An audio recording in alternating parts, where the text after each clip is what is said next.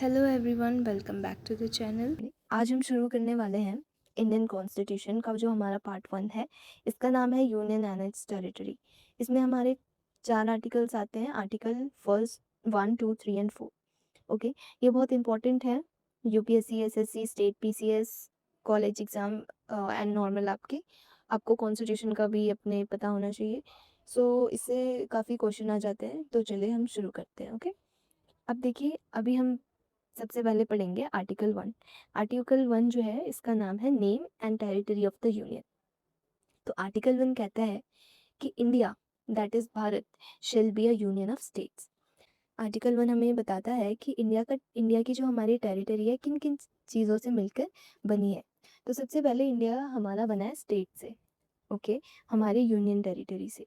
And अगर future में India कोई नई टेरिटरी को लीगली एक्वायर करता है, तो वो भी इंडिया का हिस्सा बन सकती है। ठीक है, territories that may be acquired by the government of India in future, उसको भी हम इसमें इंक्लूड करते हैं। तो आर्टिकल 1 कहता है कि इंडिया जो है यूनियन ऑफ स्टेट है। अब यहाँ पे याद रखना, यूनियन कहा गया, ना कि फेडरेशन। इसका रीज़न ये है कि इंडिया के जो स्टेट्स हैं, इंडिया के स्टेट्स मिलकर अलग नहीं हो सकते। ओके, किसी स्टेट को कॉन्स्टिट्यूशन के थ्रू इंडिया से अलग होने का राइट नहीं दिया गया है, इसके लिए यूनियन ऑफ स्टेट्स का शब्द का इस्तेमाल किया गया है। So India, that is Bharat, shall be a union of states. State और इंडिया किन किन चीज़ों से बना है? स्टेट से, यूनियन टेरिटरी से, एंड अगर फ्यूचर में कोई टेरिटरी इंडिया एक्वायर करती है, वो भी इसमें इंक्लूड है। ओके, अब इसके बाद आता है हमारा आर्टिकल नंबर 2, जो कि है एडमिशन और इस्टेब्लिशमेंट ऑफ न्यू स्टेट। अब देखिए, आर्टिकल 2 पार्लियामेंट को पावर देता है कि वो किसी नए स्टेट को इंडिया में एडमिट या इस्टेब्लिश कर सकती है, और इसके लिए पार्लियामेंट लॉ बना सकती है। ओके, सिंपल वर्ड में अगर मैं कहूँ, तो अगर फ्यूचर में कोई नया स्टेट इंडिया का हिस्सा बनता है, तो पार्लियामेंट उसके लिए कानून बना सकती है। अब यहाँ पे एक चीज़ याद रखना, न्यू स्टेट इंडिया के अंदर ही आप कोई स्टेट तोड़ के न्यू स्टेट नहीं बना रहे हो।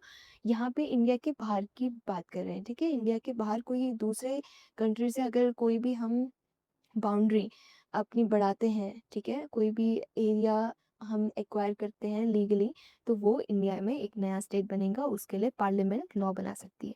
इसके बाद हम आते हैं आर्टिकल नंबर 3 पे। ये है हमारा formation of new states and alliteration of area, boundaries और नेम्स। ठीक है, ये एग्जिस्टिंग स्टेट के लिए है, मतलब जो इंडिया के अंदर जितने भी एग्जिस्टिंग स्टेट हैं उनके लिए है। इसमें क्या है, ये आर्टिकल वैसे बहुत इंपॉर्टेंट है। तो ये इसमें आर्टिकल 3 जो है, पार्लियामेंट को पावर देता है नया स्टेट बनाने का। ओके, न्यू स्टेट जोड़ के बनाओ, किन्हीं दो स्टेट को आप जोड़ के या तोड़ के बना सकते हो। एरिया को इंक्रीज करना, एरिया को डिक्रीज करना किसी स्टेट का, बाउंड्रीज को एल्टर करना, और नेम चेंज करना। ठीक है, नया स्टेट बनाना, किसी स्टेट का एरिया बढ़ाना या कम करना, दो या ज़्यादा स्टेट को मर्ज करना, स्टेट की बाउंड्रीज चेंज करना, या किसी स्टेट का नाम बदलना। लेकिन इसमें एक प्रोसेस फॉलो होता है। ओके, सबसे पहले प्रेसिडेंट इस बिल को कंसर्न स्टेट लेजिस्लेचर के पास भेजते हैं। ठीक है, ताकि वो अपने ओपिनियन दे सके। लेकिन ध्यान रहे कि स्टेट लेजिस्लेचर की ओपिनियन बाइंडिंग नहीं होती, फाइनल डिसीजन पार्लियामेंट के ही पास होता है। सो यहाँ पे आप देख सकते हैं, जैसे उत्तराखंड, यूपी जो है, यूपी से अलग हुआ उत्तराखंड, है ना। इस तरीके से आपका तेलंगाना, है ना, जो नए नए स्टेट बने हैं। और जैसे आपका ओडिशा नया नेम बना है, उड़ीसा से उड़ीसा हुआ है। तो इस तरीके से यहाँ पे ज़्यादातर जो है, कोई भी स्टेट चाहेगा नहीं कि हमारी एरिया जो है डिक्रीज हो, है ना। तो ज़्यादा, और दूसरे स्टेट की इंक्रीज हो, सब अपने स्टेट को स्टेट के बढ़ाना ही चाहते हैं। तो ये ज़्यादातर एरिया इंक्रीज डिक्रीज ये नहीं होता है, नेम चेंज होते हैं, न्यू स्टेट ज़्यादातर बनता है। ठीक है, अब देखिए लास्ट आर्टिकल जो हमारा आर्टिकल नंबर 4 है। तो ये सिंपल है, आर्टिकल जो हमारा 2 और 3 है, इसके बारे में बताता है कि आर्टिकल 2 और 3 कॉन्स्टिट्यूशनल अमेंडमेंट उनको कंसिडर नहीं करते हैं अंडर आर्टिकल 368। मतलब कि इनके लिए आप जो भी है, सिंपल मेजॉरिटी से ये पास हो सकता है। ठीक है, आर्टिकल 4 है आपका सप्लीमेंटल, इंसिडेंटल एंड कॉन्स्टिट्यूएंटल प्रोविजन।